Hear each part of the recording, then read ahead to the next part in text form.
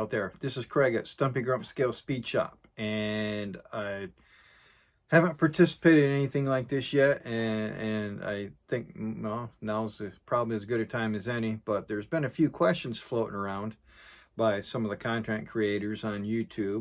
These are questions that I think I can actually answer, so let's give it a shot. First of all, Matthew at Model Car Videos, great channel, has a question of how do you avoid burnout or, a slump, and or what do you do to get out of it? I don't know if I've ever actually been in a slump, but I will admit to having burned myself out a couple of times building. One really that holds true was a couple of years ago. I was working on the AMT 1970 Monte Carlo, and it was the end of the year. It was in December, and I really wanted to get it done for whatever reason. It was just driving me to get it done. I put so much pressure on myself to finish it before January 1st that I didn't do it 100% as good as I thought I could have. And I just spent a lot of time on it those last couple of days to just get it under my self-imposed deadline of December 31st.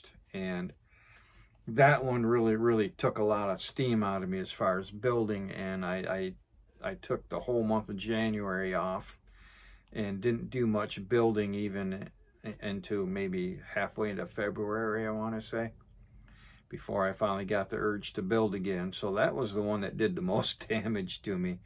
For some reason, just naturally at the end of the year, November, December, I just kind of feel like I need to take at least a couple weeks off. So usually end of December, around Christmas time, and into January, usually I don't do a whole lot of building. I can't explain it. That's just how it naturally seems to work for me these last few years. I don't do anything really particular to get out of the slump. I have a couple of airplane kits, but I haven't done any yet. I have done a few figures, Fujimi Mechanics figure set, but nothing really particular to get out of a slump. I can see where some easier, like snap together kits could be done. Not a lot of detail or anything like that. I've probably done that once or twice. Just done a quick build, a curbside or something like that to get the flow back. But what I normally do is actually play video games. My son is autistic, and we got him into video games when he was about 6 or 7, maybe 8, somewhere around there. And he really took to them big time. Just could figure them out and just played them. The hand-eye coordination for the controller was just phenomenal. He's 26 now, and for the last few years I have joined him in a particular video game series. So him and my wife actually together is we play, guys have probably never heard of this one, Monster Hunter. I'll join in with them. I'm not nearly as good as they are, for sure. I just stumble my way through, and just for dumb luck, I can beat these monsters and progress through the game. Pretty fun though, playing with the family and stuff like that. I am a big baseball fan. Played a lot of recreational league softball in my younger days, and I will also play things. I have MLB The Show. I had a pretty good career going with that one, but same with model building. I just kind of burn out a little bit on it. And just earlier this year, my wife got me an updated version, the Show 22, that I started playing. It doesn't have the same feel, so I'm having a hard time getting into that one.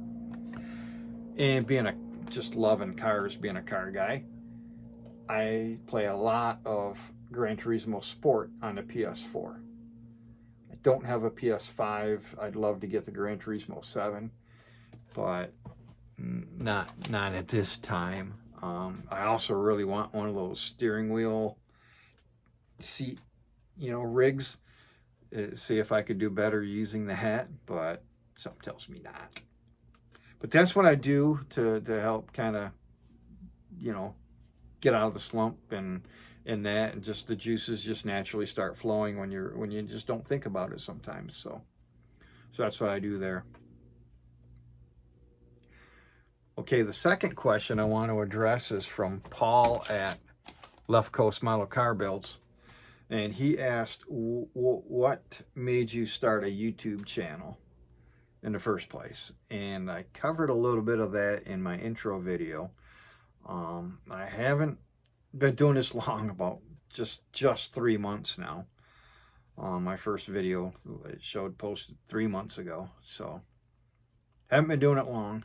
And the main reason I started it really was because I learned so much myself through the YouTube videos and stuff, craft paints, and gave me a good gauge on bare metal foil and stuff like that.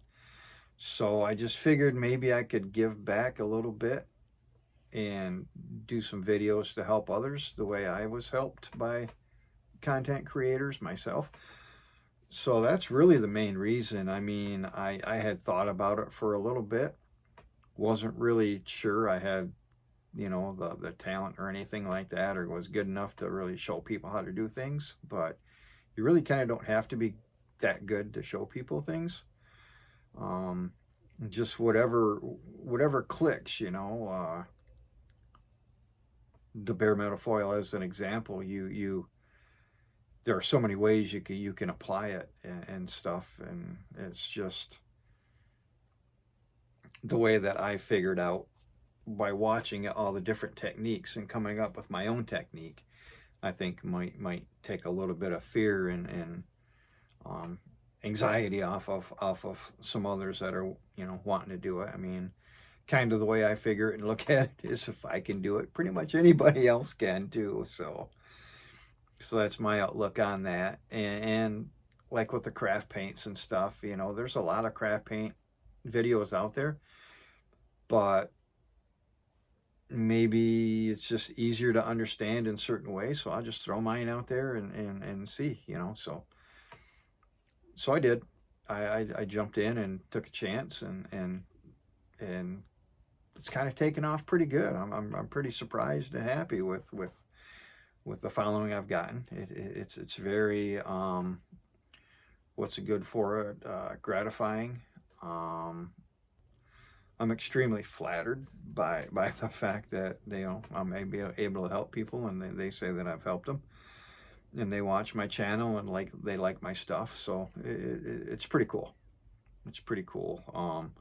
The biggest thing that I was afraid of as far as starting a channel was I don't have the equipment to do it, video camera and mounting a mounting stand or anything like that. And when the question came up a few months ago about what equipment do you use, and most of the guys just use their phones, and I thought, really?